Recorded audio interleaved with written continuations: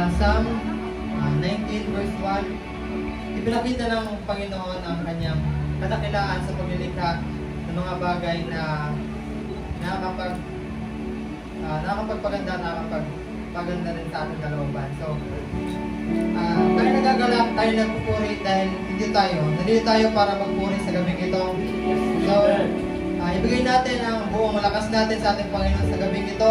Alisin natin ang mga problema, bigyan natin ng papuri ang ating Panginoon, at hinahandog ko sa ating Panginoon ang kantang Masaya Magpuri, at ang message ito ay para sa inyo lahat.